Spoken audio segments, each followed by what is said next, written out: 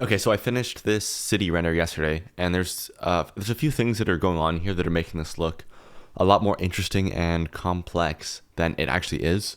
So the three main things I want to show you are one, the city background, which is actually just an image plane with a picture of a city on it. So I'll show you how I set that up and just how to get it to look like it's really integrated with the environment. The second thing is just some blending tricks and some interesting details you can add with some building window lights and how I've kind of blended the background city with the foreground a little bit easier.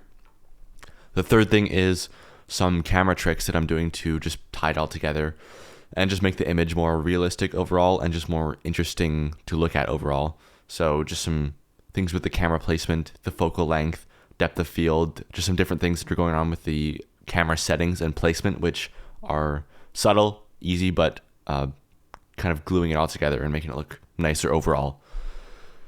Okay, so let's start with the city background plane. So I'm just in an empty file, and I'll just show you how I set this up and how you can do it from kind of scratch like this without all the other stuff getting in the way. So let me add a plane to start off. Rotate this kind of just 90 degrees from the camera. You want to place it kind of far away. So I'll just increase the camera view distance from 100. I'll just increase that to like 1,000, or even, I think in the render I did 10,000, but just somewhere far away. Let's scale that up so that it kind of covers the entire camera view here. So I'll just put it right around there. And then you want to find an image of an actual city. These are pretty easy to find. So if you just go onto any stock photo website, on Unsplash, Pexels, Pixabay, that kind of website, and you just look for an image kind of like this, what you want to look for is one, that there's no big buildings in the foreground that are going to interfere with the render. So if you are trying to blend it into the environment and there's just a weird building that's right in the foreground, it's just going to mess it up and it's going to be hard to integrate that. So you want to have just an image that's kind of far away from everything. And then also you want to have one that goes out into the horizon. You'll notice in this one it's kind of grainy and a little bit low quality. That's actually okay in my opinion. If there's a bit of grain, it's going to maybe even just make it look a bit more realistic. So it's not really something to worry about too much, because that's just what happens on a camera. You're going to get grain. As long as it's not super grainy, you'll be okay.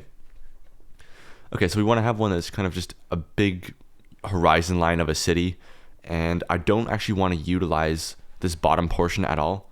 It's just going to be harder to blend that into an environment at that weird angle like that. So I'm just going to be using kind of like from here upwards. So you can see I have a bunch of these on here. These are just all a bunch of city images I've gotten from Unsplash or whatever.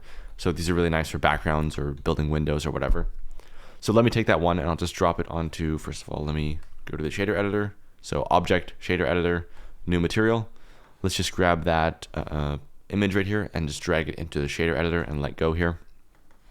Okay, so let's just put that into the emission color, plug it in, set it to 1.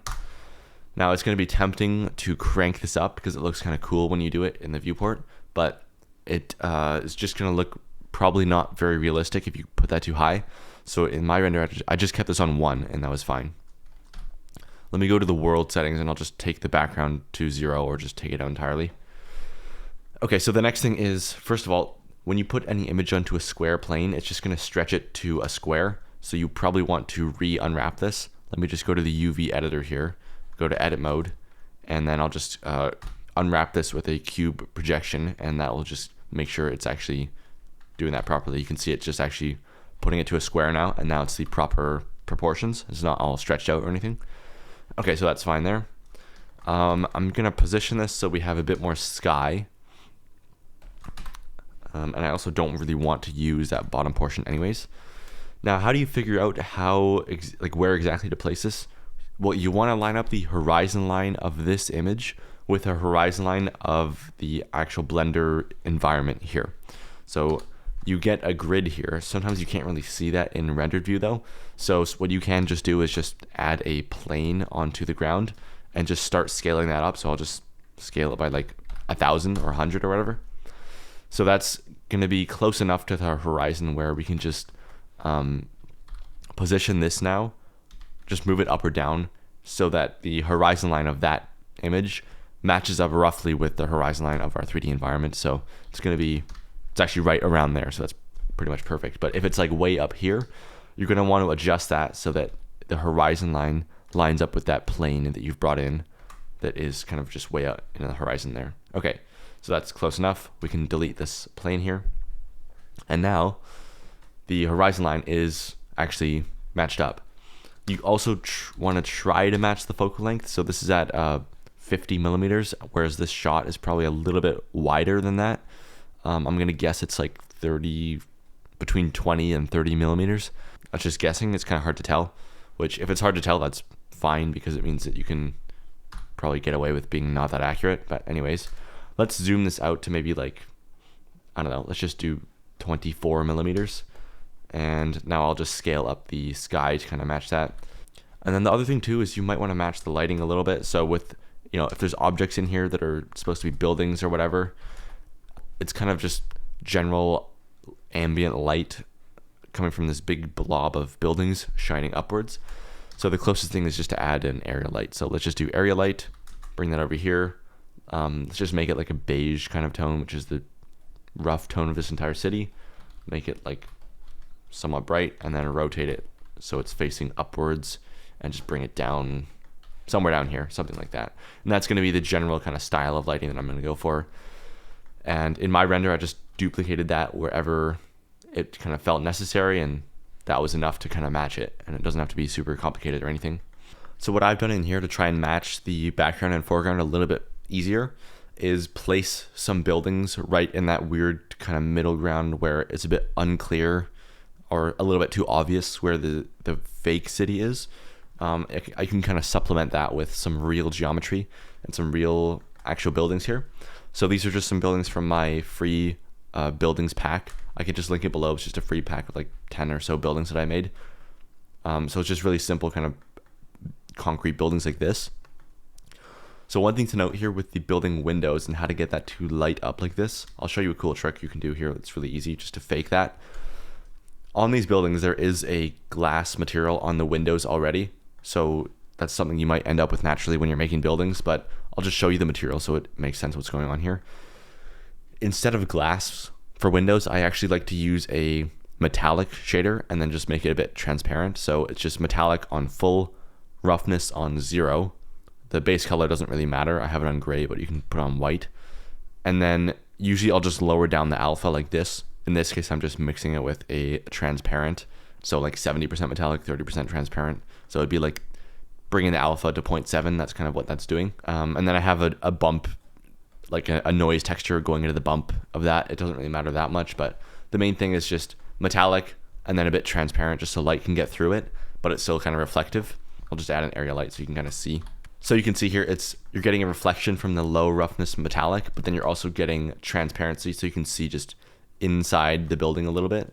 The reason you want to be able to see through it and not use glass is because if you use a glass shader, it's just going to add a lot of render time with just refraction, and you don't really need that at all. So just a transparent metallic is a lot easier to work with. And then what you can do here to get these windows in here is actually, I'll just show you what is going on here. This shape is a bit weird, but I'll just show you how to set this up. This is basically just a image of building windows on an emissive surface underneath the actual windows. So how you might make this, ignore the shape because I just took that by duplicating the windows of a different building.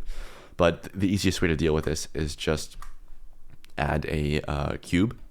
So just add a cube onto where this building is, morph it into the rough shape of this building. If you want, you can delete the top and bottom face, so it doesn't really matter.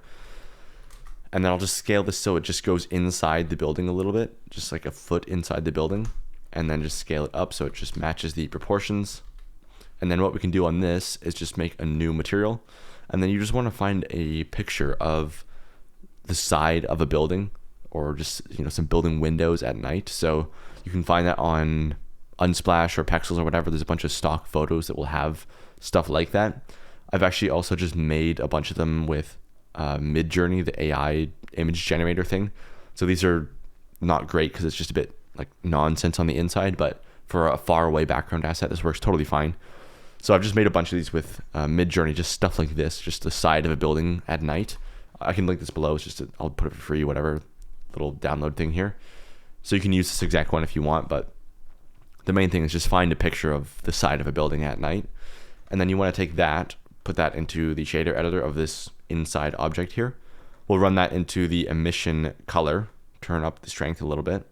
And then I also want to run this into the alpha. And what that's going to mean is that the dark parts of this image are going to be driving the what gets shown and what gets transparent. So anything dark is going to be transparent, and anything light will be visible. What you can do here is take a color ramp and really just remove anything that's too dark from this image. Okay, let's just also apply the scale of this thing and then go in edit mode and just do a quick unwrap and cube projection on that. And then I'll just scale it up a little bit so it looks like relatively the right scale. And look at that. That's the easiest way that I've ever found to add building windows, is just fake it with an image plane of actual building windows. And then it just comes through the glass material of the building, of the actual windows of the building. And then you can just go into the UV editor and move this around until it looks a little bit more lined up, but to be honest, you don't really have to get it that perfect at all. Okay, and then lastly here, I'm just gonna try and match the strength of these building windows in this 3D thing to the background image a little bit better. So it's a little bit high right now. I'll just drag that down to like 1 or 2 maybe. And just try and have it like the same brightness level as everything else. Maybe a little bit more, like somewhere around there. And that is the setup that I've used on all these other buildings here with, these here. And it works perfectly for like background assets or even stuff that's a bit more up close. You usually can't really tell at all that it's fake. And then just placing some buildings in that weird area there where it's a little bit too obvious that it's a fake city, you can really blend the gap or bridge the gap between the background 2D image and the 3D geometry a little bit nicer. Okay, and then I also am using a bit of volume here. This also helps kind of blend it all together. So it's just a cube over everything, the entire scene, not extending that far out even. It's set to display as bounds. You can just do that in here. Viewport display as bounds, but it's just a regular cube. And then here is the volume scatter shader that is on that cube. So it's just really low density in this case, 0.0015, anisotropy up a little bit. And then if I hide that on and off, you can see just the difference that it makes there. So there's no volume. Honestly, it doesn't even look that bad. And then bringing in the volume just a little bit, just to kind of add some atmosphere. And that also helps bring the foreground and background a little bit more into the same space.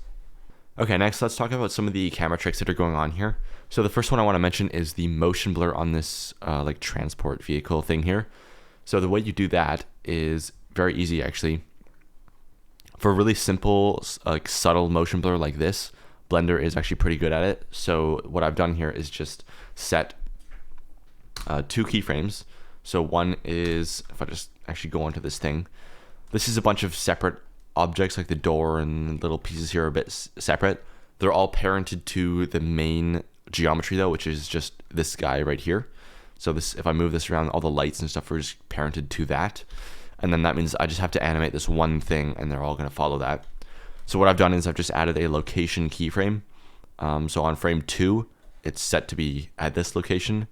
At frame 4, 2 frames later, it's just like a couple feet this way. So literally just like location keyframe here, move forward 2 frames, move the thing, add another keyframe. And then I'm just going back in between those 2 frames. So the keyframes are on 2 and 4, and I'm just setting my playhead to number 3. So just in between those 2 points. And then that means it's actually technically being animated on this frame. And then when you render anything that has motion, as long as you have the motion blur checkbox on over here, you can just check the box and that's all you have to do. Turn it on right there. Then as soon as you hit render, it doesn't have to be an animation, it can be a still image. As soon as you hit render, it'll calculate the motion blur for that moving object because it's in between those 2 location keyframes. So it's technically being animated on that frame. So it means it's going to be in motion. And as long as you have motion blur turned on, you're going to get that blur right there. So it's nice to have some motion blur like this sometimes in a still render because it adds a sense of, motion. It just kind of makes it more interesting overall to look at. It makes it feel a little bit more realistic because if you were shooting at night like this and there was something moving, when you're shooting at night, you want to get as much light into the camera as possible. So you're probably going to have a pretty slow shutter speed, which means that things are going to get blurry if they're moving fast. And that's exactly what this is here. It's just, that's how you get motion blurs, a slow shutter speed, which is what you would have at night. So it makes sense to have it, and it just looks cool too. If you've ever seen photographs of like light trails in traffic where you see those crazy trails of light just super long through a highway or something, that's exactly this right here. It's the same thing. It's just motion blur over, in that case, probably multiple seconds or even multiple minutes. In this case here, it's just a quick little thing, but it looks cool, and that looks pretty realistic in terms of what it would do on an actual camera. So it's nice to have that. Another trick I'm using, which is very subtle, but it's still in there, and another thing that makes it feel more realistic overall, just some very subtle depth of field. So if I zoom in here to this guy, you can see it's a little bit soft in the foreground, just a little bit blurred out. Same thing with like the railing, all this stuff is just a little bit blurry. So that comes from again, a camera. If you're shooting at night, you're probably going to be using a wide aperture, which is going to add depth of field. So the camera is focused somewhere in the distance. That means anything that's close is going to be a little bit blurry. If you add too much of this, it starts to make everything look weird and fake and even miniature sometimes. So subtlety is really key here. But in terms of a wide angle shot like this, we're at 22 millimeters, so pretty zoomed out. I'm using the f-stop of 1.9, which is it's very common on cameras to have an aperture of like f1.8 or 2.8, something around there. So if you start getting to like below 1, that's where it's going to get unrealistic fast. So I'd recommend anywhere between 2 and 3, like f2 and f3, the f-stop here. That's going to be a good range for this kind of shot. And you don't have to really see it a ton to have it noticeable and add a bit of realism. And it just is nice to have overall. Okay, lastly, if we look at the camera placement, this is placed in a way where I just wanted it to feel like it was two guys exploring a rooftop, maybe illegally. So if you look around the foreground, it's kind of like there's a ladder. It doesn't really look like they're supposed to be here. They're kind of just on a random rooftop. They probably snuck in. It's kind of like the vibe I was going for. And then it's placed in a way where it's like, it could be somebody just standing next to this person on the roof. So it's not some crazy extreme angle of like a drone shot or anything like that. I've just placed it here because I wanted it to feel like somebody, like this guy's friend or something, just standing on the roof next to him, taking a picture as they're just exploring it. That's the feeling that I wanted to go for. So that's why I've placed it like close to the ground, just a simple angle. It's not anything extreme going on. It's kind of like the angle that if you were with your friend on the roof, if you were just walking around and you just decided to randomly take a picture of them, that's kind of the angle that I wanted to choose. And it just creates a certain feeling when you have that kind of camera angle. Just, it adds to the story. It just makes it feel like that's what it is. It's, two guys or whoever exploring a rooftop, and they're just kind of in the moment taking pictures, So I wanted it to feel a lot more like just a hobbyist photographer rather than some huge budget cinematic production or something like that. So I wanted it to feel, personal, real, and that's why I chose this camera angle here. So yeah, I hope this has been a useful breakdown. If you do want more like very in-depth start to finish tutorials that show you exactly how to make everything from start to finish, show you all the settings, goes as in-depth as possible, check out the Cyber Environments course. I'll link that below. That's just the last course I put out on like sci-fi, urban, cyberpunk environments, just to get you to be able to do it on your own from start to finish. That also comes with a bunch of 3D asset packs of people, buildings, street models, a whole bunch of stuff, a bunch of blend files too. So go and check that out below if you're interested in these kinds of renders. Other than that, I hope this was helpful for you. Thank you for watching, and I will see you in some other video. Bye.